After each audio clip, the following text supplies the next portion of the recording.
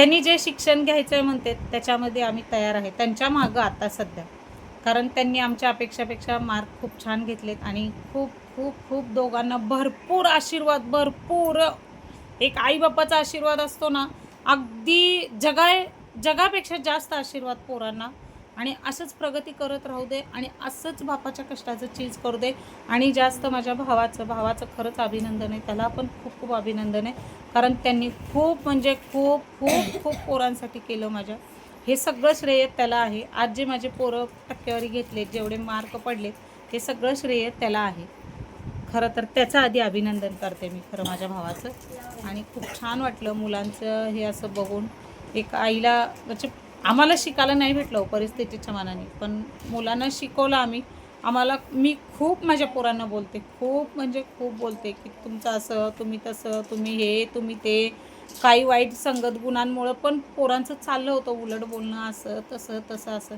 पण आणि त्यांच्या 10वीच्या वेळेस खूप म्हणजे खूप अडचणी आल्या. नको त्या काही गोष्टींना सामोरे जावं लागलं. जावई वारले, त्यांच्या ते मैतीला नेलं, त्यांच्या तिसरीला नेलं, त्यांच्या दिवसाच्याला नेलं. सारखा जवळजवळ दौरा. इतकं त्यांनी 10वीत गेले आणि हे काही गोष्टी ते कसे वारले, काय वारले, हे सगळं त्यांना कळालं. मला खूप घरचे बोलत होते, माझी आई जास्त करून बडबड केली. अशा वेळेस मुलांना न्यायचं नसतं, हे कळलं पण वळलं नाही. तरी पण मला खूप टेन्शन आलं होतं की बाबा आपण खूप मोठी चूक केली गावाला नेऊन पोरांना. दिवाळीत तर दिवाळी झाल्यावर 2दा गेलो आम्ही, एका महिन्यात 2दा गावाला गेलो. खूप टेन्शन आलं होतं मुलांचं कसं होईल, काय होईल.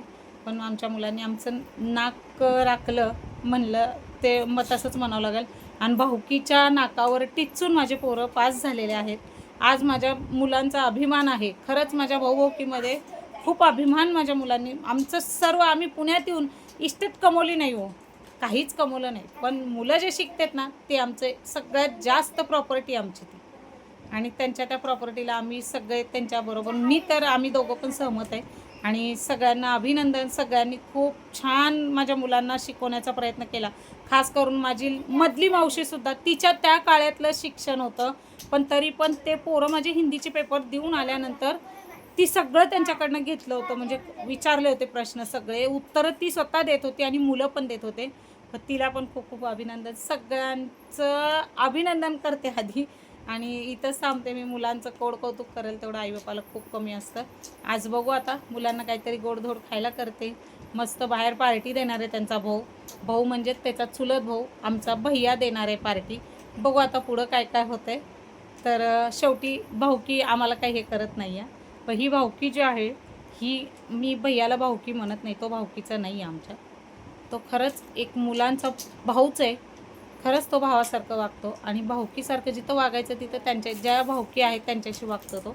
तर चला भेटू पुढच्या व्हिडिओमध्ये. श्री स्वामी समर्थ. आणि परत एकदा मुलांना खूप खूप खूप खूप शुभेच्छा त्यांच्या पुढच्या वाटचालीसाठी.